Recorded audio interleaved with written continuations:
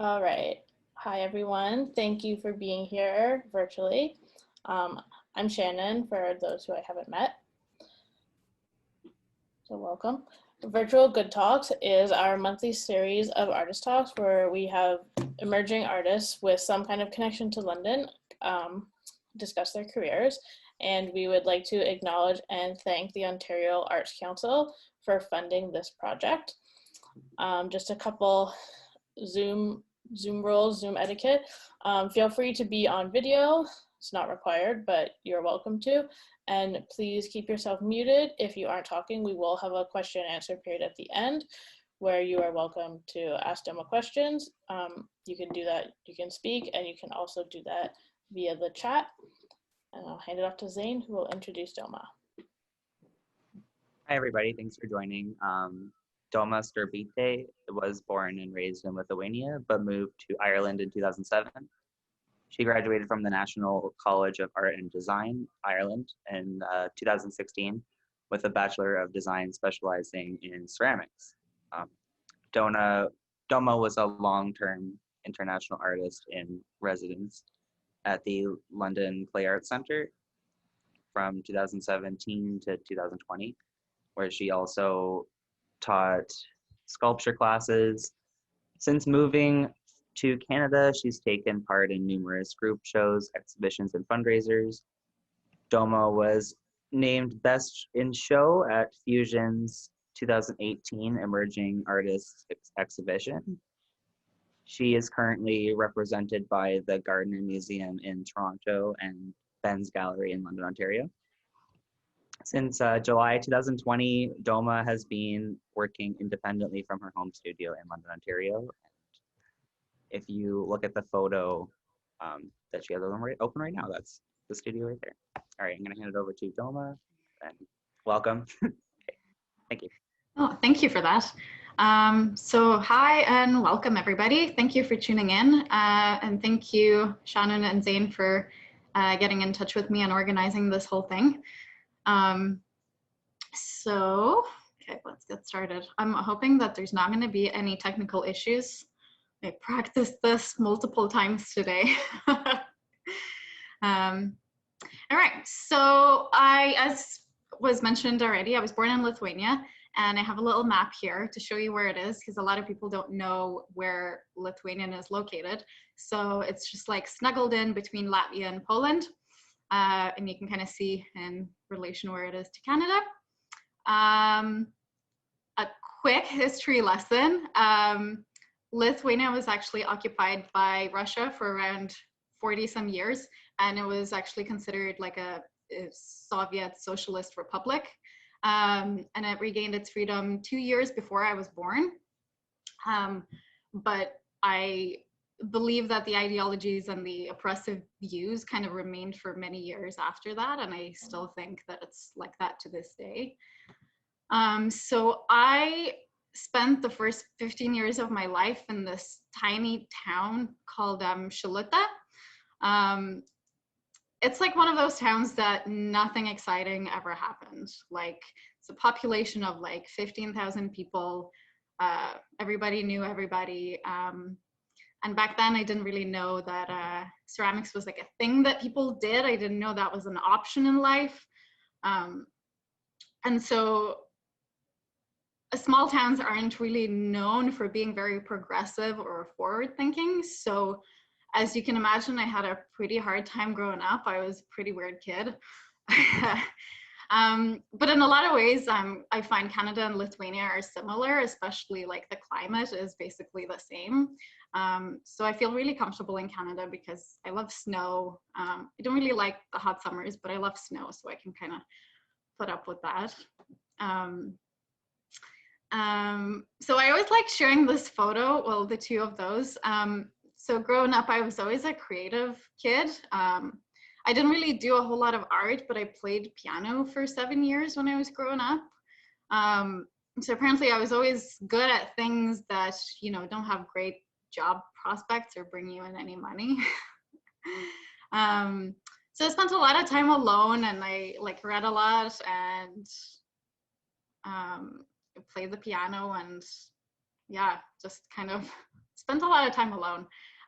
Both of my grandparents had farms, so I was always surrounded by like lots of different animals and plants and stuff. And we always spent like the entire summer there and like most of the weekends. And I always really loved taking care of like the chickens and the rabbits and stuff.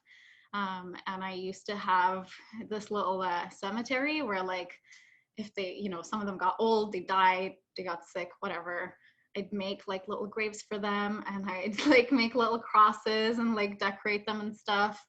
And then the second picture, so the one on the right, the one that's with the bug, that's me.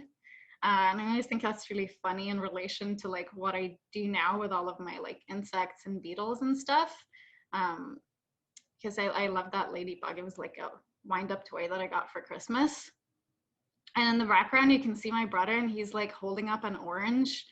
And the story behind that is that, so we grew up like pretty poor, and he, for Christmas, he got an orange as like part of his gift. Like he got toys and chocolates and whatever, but the orange was like this like amazing thing that nobody ever got because it was really hard to get them. They were expensive as hell.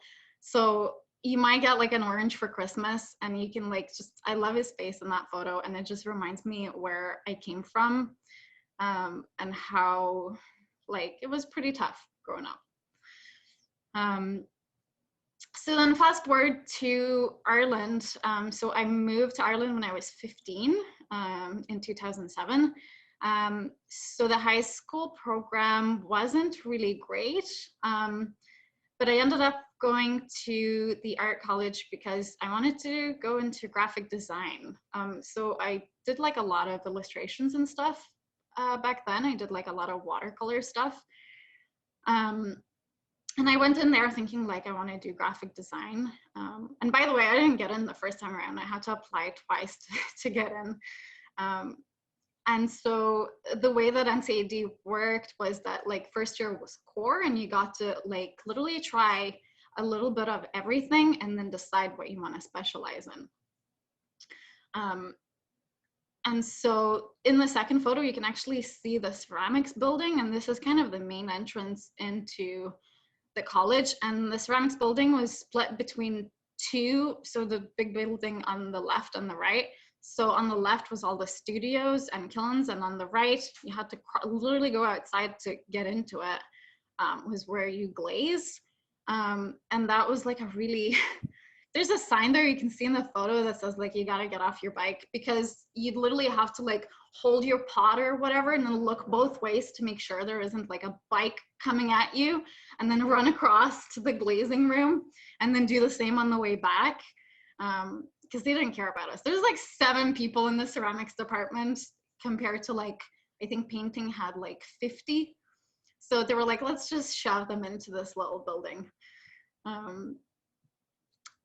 And this is what it looked like on the inside. It was a pretty small space. So all year groups, so year 2, 3, and 4 of ceramics were all in the same space together, which was kind of cool because you could, you know, see what everyone is doing and get advice and stuff. But it got pretty hectic around like critique time, because like somebody would be having like a meltdown in the corner and you're just like trying to get something done. And these are some of my very first pieces that I made, really chunky. I struggled a lot with it. It wasn't easy. I didn't take to ceramics like fish to water. It was hard. I felt like the ideas I had in my mind were just, I wasn't skilled enough to make them yet. So it was really a struggle. And then I got into slip casting at one point because it was so much easier to get like the refinement of detail, and it just felt like a lot easier to do than hand building. But at the same time, you couldn't be as creative, I guess. So I ended up just going back to hand building. And then the final year, we kind of we got the freedom to choose our own direction, because normally we'd get like a project that's set and you have to follow. And I was really interested in like the displays at the Natural History Museum. So much so that I ended up writing my thesis about taxidermy. And I spent a lot of time at the Natural History Museum in Dublin. It's a really cool place. Looking at all these like weird jars with like everything is kind of faded and sketchy looking. And you couldn't tell like if it's a chicken embryo or like some kind of an alien. And I was just really fascinated about all of it. But I ended up narrowing down and focusing on like deep sea creatures, which led to my research of Mariana Trench. And then I also, like a big influence was Ernest Heckles' illustrations. He has a book, I think it's called Art Forms in Nature. And it's just like literally just pages full of these beautiful prints. And you can see that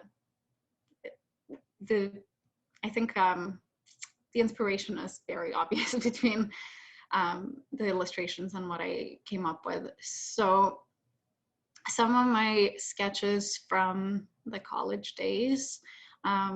So my process usually starts the same. I compile photos and I do research on like whatever subject matter that I chose. And I draw a lot and I sketch a lot, and then I kind of go back and forth. Some of the surface treatments that I was looking at, because I was looking at all these like underwater creatures and crusty surfaces, I was trying to mimic the glazes and shapes. And so some of the finished pieces for my undergrad work, I think I did like 3 or 4 larger forms and then some smaller ones as well. So the one on the right in that picture isn't completely finished. It ended up having some glaze like this white one in the right corner. So there was like a big and a small version kind of similar shape for each one. The blue piece on the left is, I was setting up before like my final assessment and I broke the tail, like it just snapped off as I was setting up, and I remember like there was nobody else there. I think my professor was maybe in her office and she just like, it snapped off and I was still holding the other half and I just like started to weep. And she heard me cry. She came out and she was just like, just go home, I'll take care of it. And she ended up fixing it and she didn't tell anybody that it was broken. So I thank her for that. And then after college, I took a year off because I was researching kind of residencies to do. And I was also working full-time as a sandwich artist.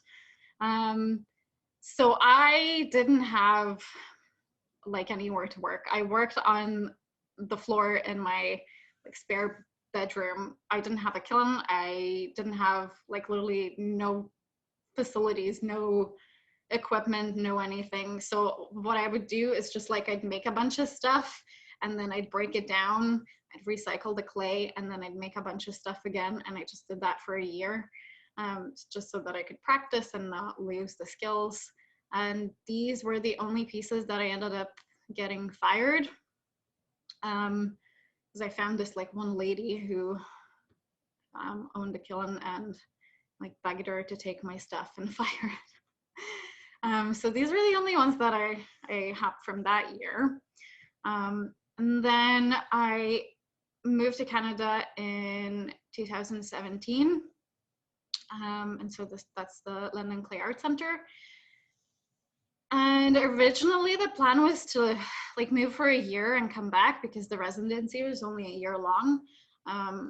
But I moved here with my partner and we really liked Canada and we decided to stay. So we applied for PR and we ended up getting that. And we've been here for like 3 years now, over 3 years, probably close to 3.5. So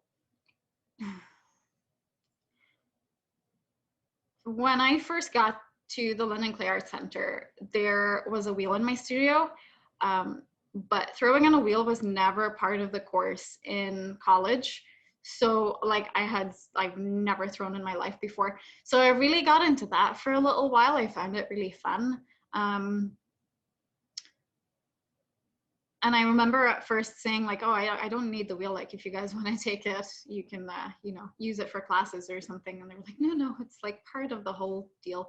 So you have to have it. So I ended up like throwing so many things, and I made a whole bunch of like functional pieces, still with kind of a, heavily sculptural elements. It was really fun and I really enjoyed it. And I made a bunch of these Beatle jars. The Beatles came first and then the Beatle jars happened. But I made, there was actually a good few of them. But I think I split my time like 50-50 doing kind of functional pieces and then sculptural work as well. Because as is well-known fact, you can sell functional pots easier than, you know, you can completely sculptural or decorative pieces don't sell as well. So that's why I kind of decided to do 50-50 at a time. So these two guys are only about like 11 to 12 inches long. And then these ones are about like 20 inches tall. So I considered these to be like really big pieces. When I made them, I thought like, wow, they're so big, but they're not. They I ended up like building bigger stuff like last year. So yeah, that's the piece on the right there is the one that got me Best in Show and Fusions 2018 exhibition. And then I have to, of course, mention my Beatles. I've been making them, I think, for nearly 3 years, over 2 years for sure. And people always ask me why I started making them. And the reason is that when I first moved to Canada, I lived in this old house. And in the middle of the summer, we got like a bunch of weird like bugs kept getting in because I guess like the house wasn't very well insulated or something, but they were so creepy and they were really big and they would just fly right at you like no fear. And I started Googling like, what the hell are these? Why are they like on me? Because you'd wake up in the middle of the night and it'd be like crawling on your hand. It was really gross. But that's how I got into bugs and beetles and insects, because I started researching them, and then I realized that some of them are like so ornate and so beautiful and the colors are amazing. And I just kind of got stuck on that, and I still do a lot of research, and a lot of my pieces are heavily based on various insects. And then I thought I'd give you a little more insight into kind of my thought process and making, because sometimes I don't have like a fully realized piece in my head and I just go back and forth between like sketchbook and making and then back to sketchbook to figure something out until the piece is completed. And you can see like very direct influences of caterpillars and stuff like that. I went through like a period of time where I kept running into remarks of people saying like, what is it? What is it for? And I was getting really frustrated about it. And I guess that's just like part of, I don't know, any artist life that doesn't quite do like everyday objects. And it's a little harder to explain like, why am I making these? But eventually I just started telling people like, oh, it's a burrito holder. You can put your burrito in there, he'll hold it for you.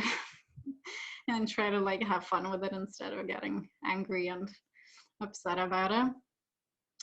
A few more shots of like how I section and how I build up larger pieces, because this was one of the biggest ones I've done up to date. So that pillow is like the size of a regular pillow.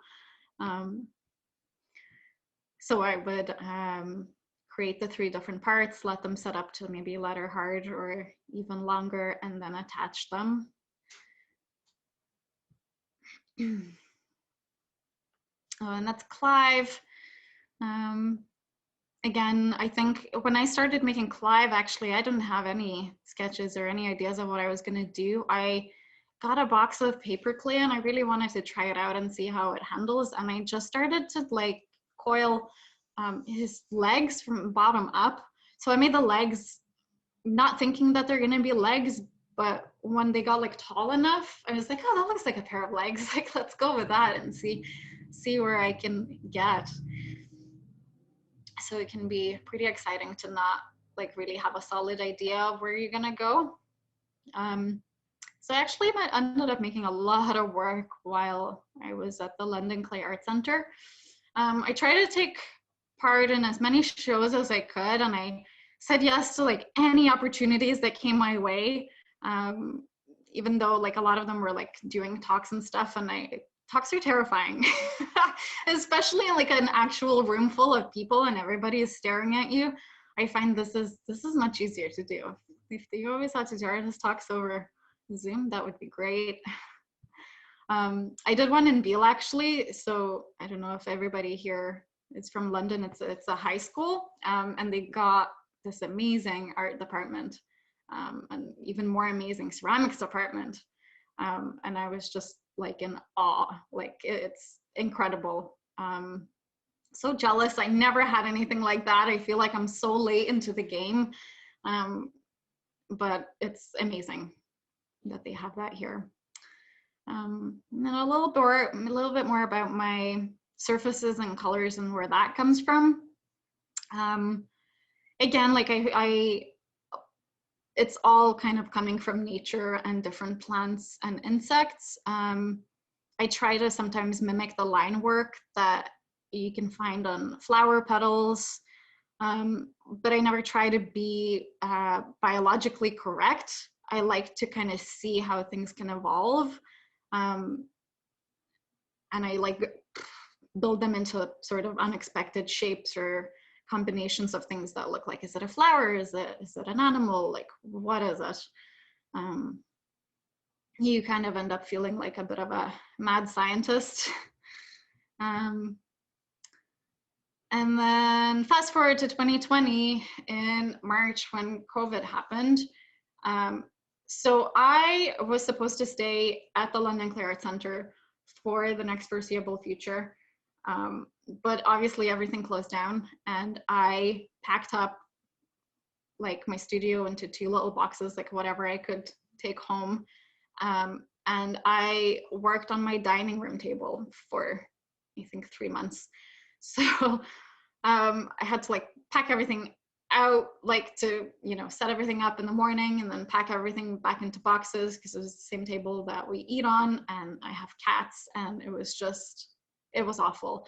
And the sad blob came out of my desperation, and that's how the whole blob series actually happened. So the very first photo there that you can see on the far left is like the OG sad blob, and the kind of progress that followed. So more of my blobs. I finally, so this is my basement pre-COVID, I guess. We had like a couple of leaks in there. It was a pretty bad state, but my partner ended up building me this bench, and I worked on like a lawn chair for a while. But I spent basically the last few months trying to like set it up into something that I could actually work in. And this is what it looks like now. So I put in a floor, and I got some free furniture actually. There's not a lot of things there that I paid for. But and slowly now I can work in there, and I got a kiln in June or end of June, I think, and I could finally fire my work. So that's great too. So since then I've been able to just be like 100% independent full-time artist. And I had a lot of work made for like from before when I didn't have it anywhere to fire. So just jumped right in. So these two pieces I made like during lockdown when I didn't have anywhere to fire my work. And I really feel that I have actually made some of my best work during lockdown. Professionally, this year actually has probably been the best for me. And it almost feels like I'm not allowed to say it because it has been such a rough year for everyone.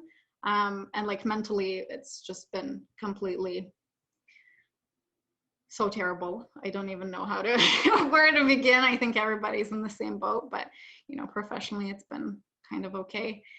Some more of the pieces I made. These were for a Halloween show at the Benz gallery.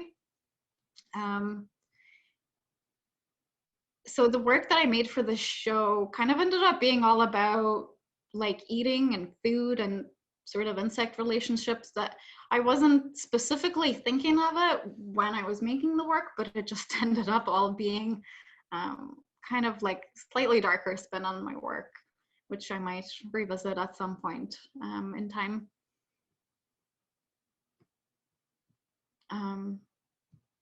And then also some of my latest Beatles. So you can, I like seeing how much they evolve over time. I kind of, I switch in between what I've noticed with these. So, sorry, I'm trying to get out my sentence straight. I tend to kind of switch in between making larger sculptural, like more conceptual pieces to like smaller work. And then they tend to influence each other because the colors came to like larger work first because I airbrush a lot of my pieces now.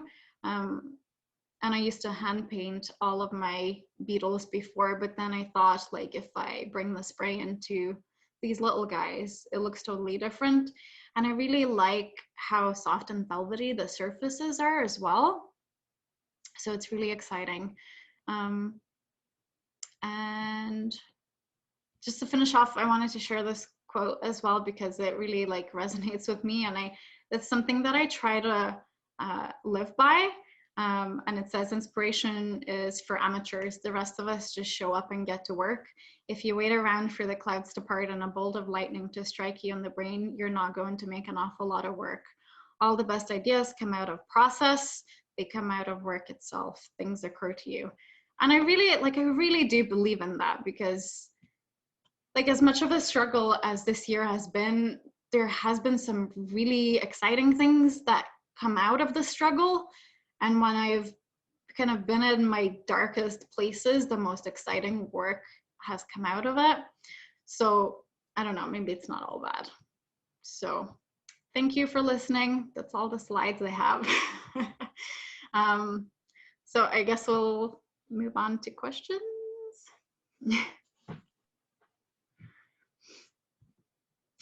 So I'll stop the share and I'll switch to the screen. All right. Thank you. I had a question.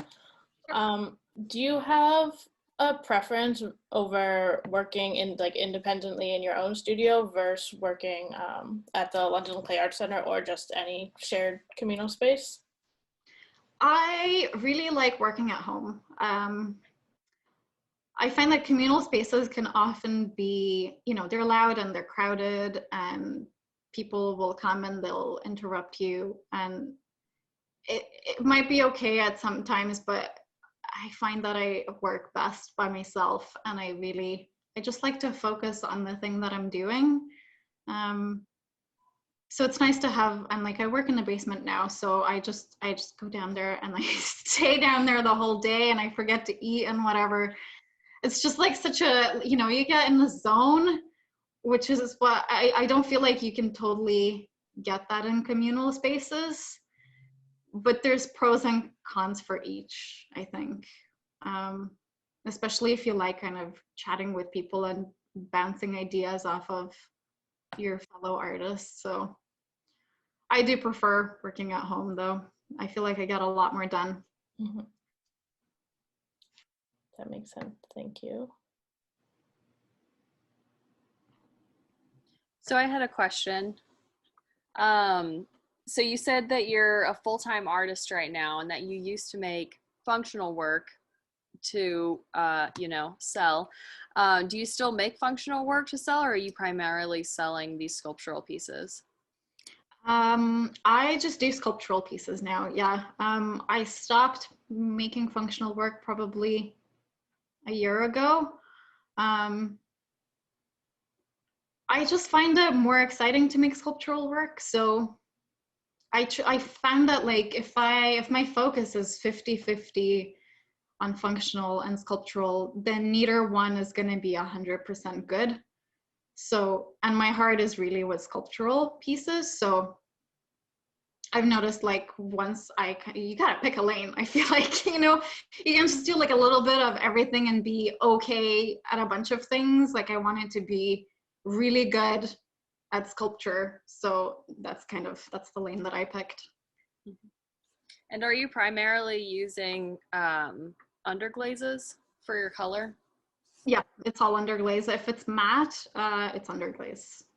Cool. So sometimes I do like a little bit of clear, or like if I need to do luster, then you have to put some kind of a glaze on there. So it's just the only reason I ever put glaze on is sometimes for contrast or for luster. Cool, thank you. Yeah, no worries.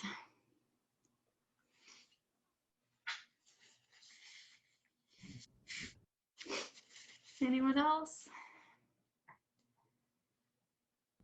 I'm kind of like, I have a question, but I'm kind of just like thinking of how to word it, but it's just kind of cool seeing you go from like the creation and then the whole firing process and glazing and all of that stuff is very similar to like the whole creation of, not creation as in like creationism, but like Creation.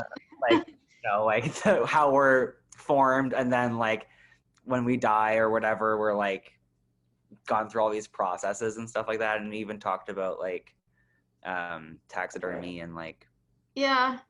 processes. So I'm just kind of like, it's just kind of cool seeing like how it mirrors like our own lives, I guess. Yeah. I find Maybe it's just ceramics, I guess. Like, yeah, I think, well, it's a nice way to think about it. And I think that, you're taking something that, like a material that's basic, it's mud. Like, there's not much to it. And, like, the only reason all of these weird creatures exist is because I decided, like, I thought it up in my head and I made it. And now it's like a 3D object that exists. And, like, ceramics survive, like, I don't know, like hundreds of thousands of years, so somebody might find like a blob 1,000 years from now and be like, look at this, what is this? I just, it's interesting. Yeah, for sure. yeah. No, I like to think of it like I'm bringing these new creatures to life that otherwise wouldn't exist if it wasn't for me. Yeah. It's kind of like the primordial ooze kind of stuff. Yeah.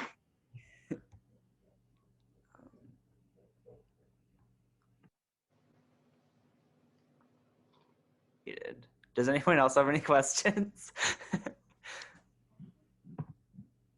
Or even just kind of like a statement on like something you saw, and like, because it kind of gets the conversation going too. It doesn't have to be necessarily like a question. Yeah, I'm gonna click on the chat, see if anybody's, oh, yeah, if you guys don't wanna come on the camera and ask the question, you can also type it in, I don't mind. Oh, do you have a favorite ceramic artist? I don't know, I have a lot of favorites. There's, oh God, I'm always really bad. I usually make a list of people to mention. But the first one that always comes to my mind is Calvin Ma. And I'll type it in the chat. So if you want to look him up, he makes these incredible sculptures. It's hard to describe. You'll have to look it up, but he's really incredible. I'd say that's definitely in one of my top. And then, did you learn from studying someone's technique, or did you develop your own technique intuitively?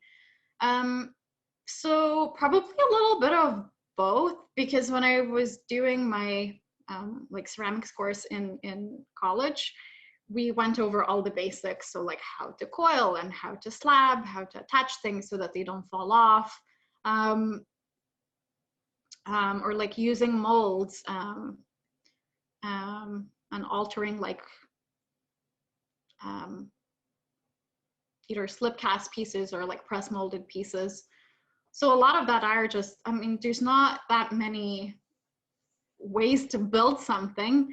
I find that we all use the same tools, we all use the same materials. So I guess I probably have some little things that I just do myself. There's probably a lot of things that I do wrong too. I hope that answers that.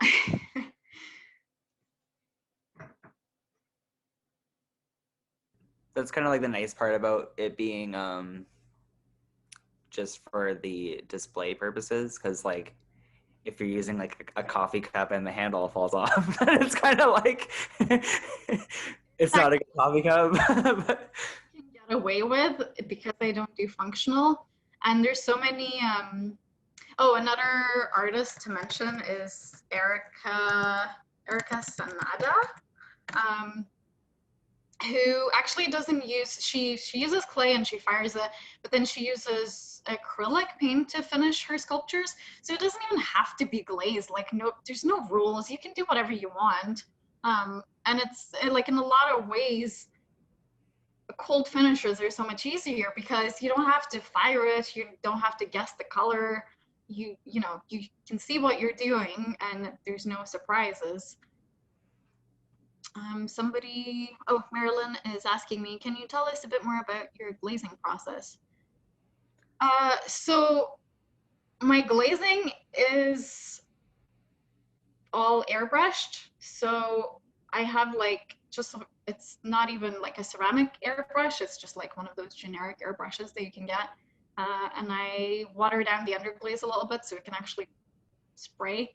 And I do that, just like many layers of it, since it's watered down. So instead of, normally with a paintbrush, you might have to do like 2 or 3 layers to get a solid color. With spraying, I might have to do like 6 layers all over to get like a solid color. I don't really glaze otherwise, or like if I paint on little areas of clear, as I mentioned before, that's about it. oh, is your gold leaf, is that just the same kind of like as you would do on like a painting where you do it? No, so it's gold luster, and it has to be fired on. It's not like gold leaf is just like you press it on, right? I've never used it.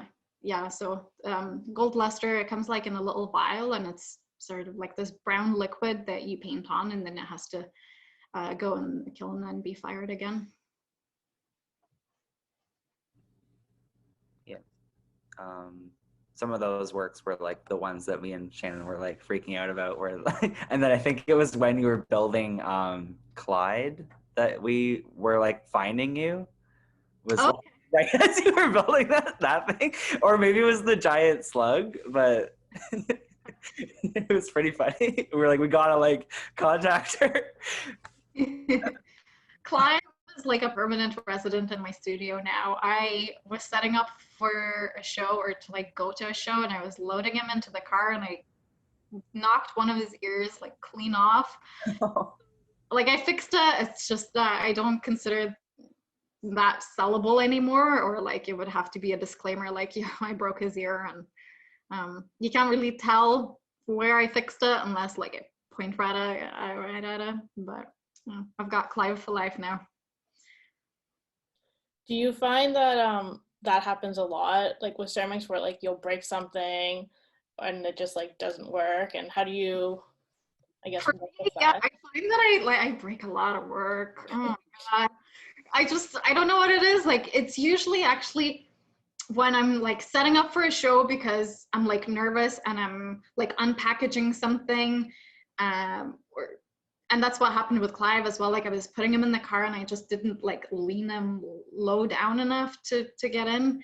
But I had a really bad accident a couple of years ago when I did a home county, and that's an outdoor show. So I had this like tabletop thing for my Beatles, and the wind picked up like out of nowhere, and just took the whole thing and just like flipped it and everything smashed. I lost like, I think 12 Beatles in total, which like at the time I was selling them for 65 each, which was like just so heartbreaking.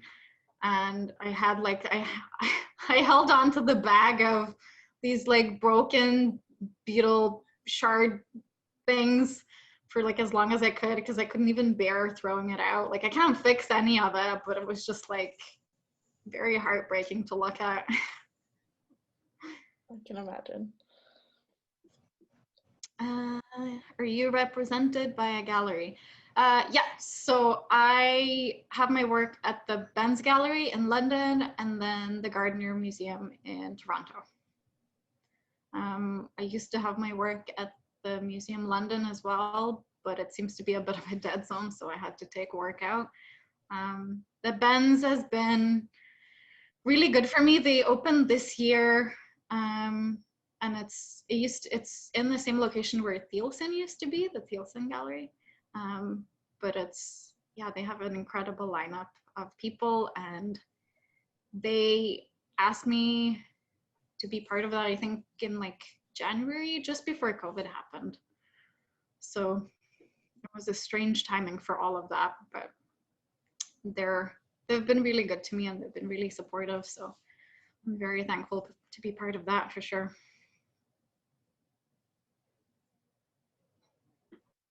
Do you find that the gallery representation has been able to help you not have to make the functional pieces anymore and focus more on like the fine art side? I don't know. I think I haven't made any functional work in a while.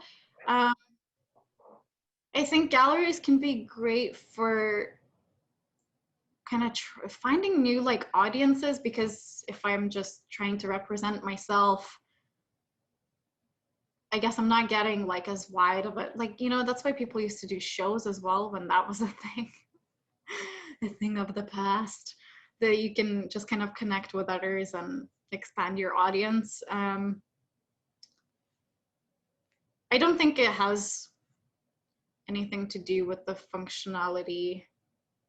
I'm stubborn, so I've decided that I'm not making functional anymore, which I might actually go back to at some point. I don't know, like I'm not totally against it, and it's nice sometimes if you're really stuck and you just have an art block to do something like completely opposite of what you normally do.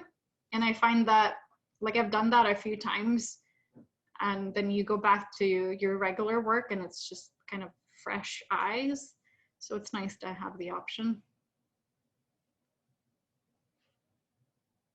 I think what I'm bad at is like making functional wear that's actually functional. Because when I make functional wear, it's still like, there's like a bug and a spike coming out of it. You know, it's not like, I don't like focus on like, oh, is this going to be comfortable to hold? Is it going to poke me in the eye when I drink out of it? So I think I'm just not good at functional stuff.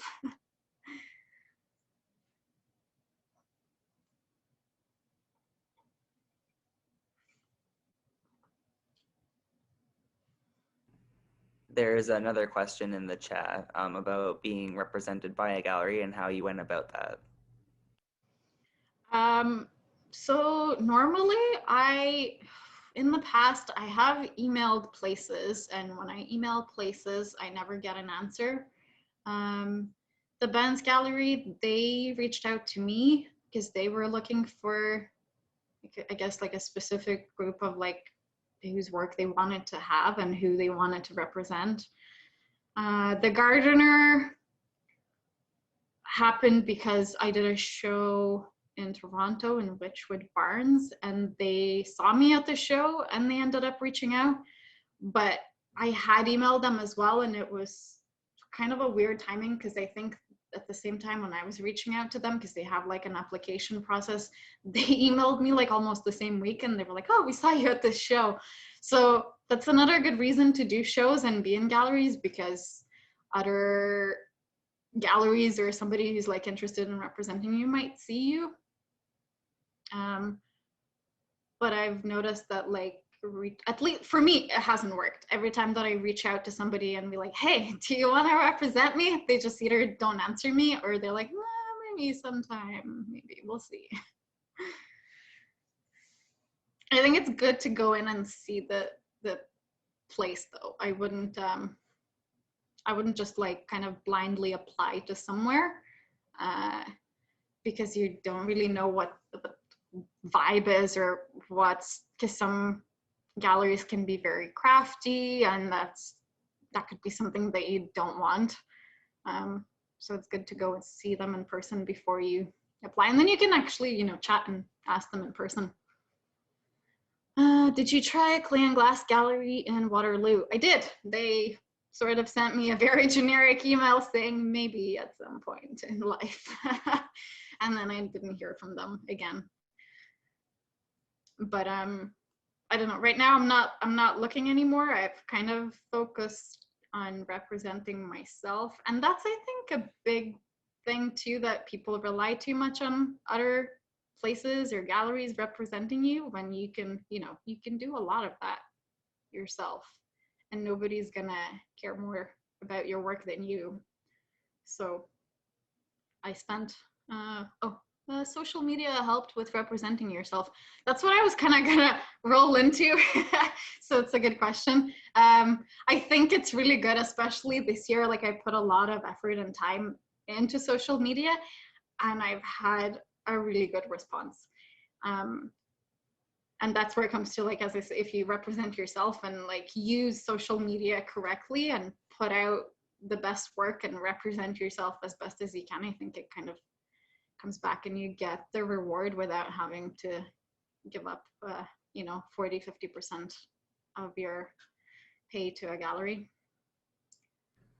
Well, that's how we found you, was through we just kind of found you through the Clay Art Center and saw your Instagram and your website, and then we were like, yeah. So you can't live like totally alone in the woods and not have any ties to anything or anyone. It's good to have organizations or galleries or whatever it be on your side, because you never know who's gonna reach out and what's gonna come out of it.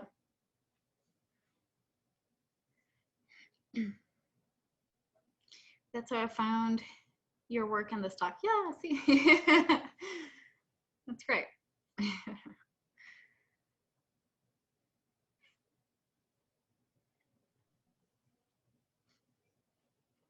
Any other questions, or anyone just want to make any comments?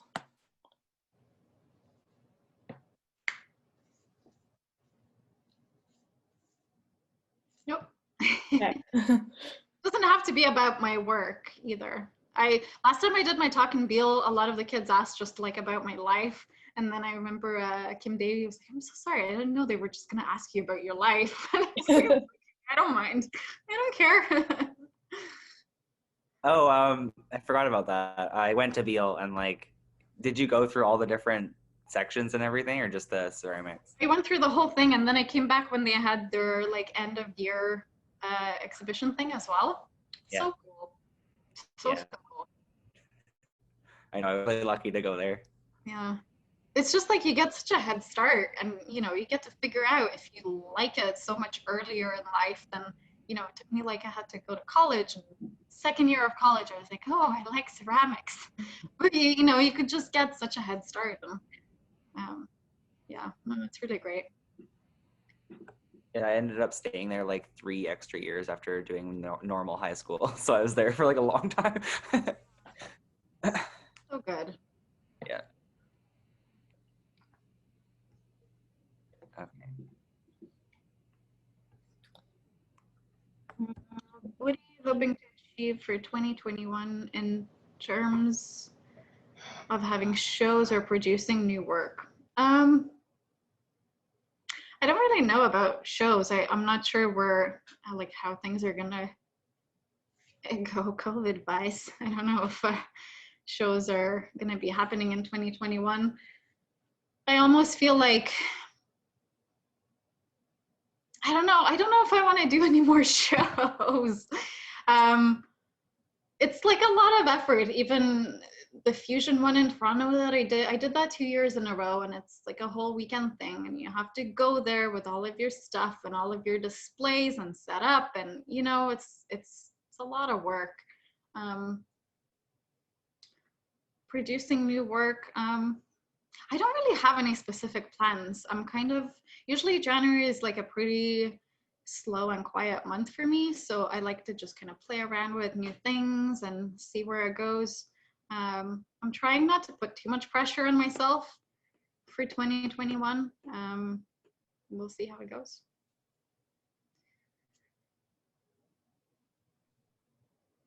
Do you find you normally like plan a lot ahead of time, or that you work more like intuitively and just seeing how things happen?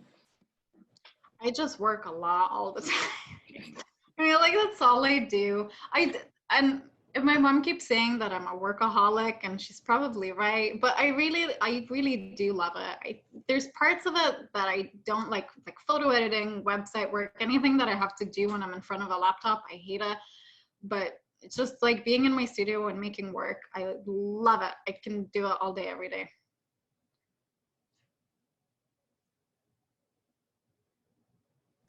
Do you have like your photo set up and everything? Like, do you document all your own stuff and everything? Like, you just do it all in your own studio, or? Yeah, I do. I ended up I used to take like pictures with my phone, and that's just totally crap. And like, if you ever want to apply to anything, they just won't, like, nobody accepts that. Like, it has to be really good quality pictures. So another thing I would say is like, invest in a good camera and take your own pictures and learn how to do that. Some of mine aren't great, but like the more you do it, the more you'll learn like what looks good too. I'm not very organized with my pictures. Like, if I need to find something, it's like just a giant pile of random files that aren't even named. Like, I'm just, I hate all of that kind of stuff. Like, I have it all. It's just very badly organized. If I could get someone to like come in and sort everything out, that would be really good.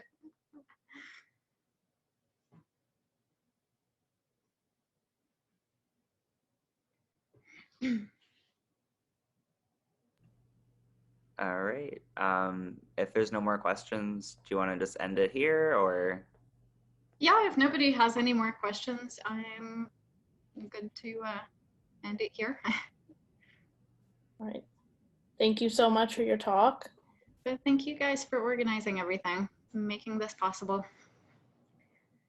Thank you. Thank Yeah, you. Fun.